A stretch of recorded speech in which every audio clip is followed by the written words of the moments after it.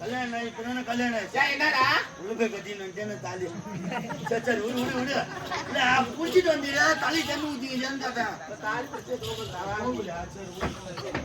முன்னாள் 5 நாளா ஹாஸ்பிட்டல் மரியாதை எடுத்துக்குவா. ஆமா என்னுடைய கணவர்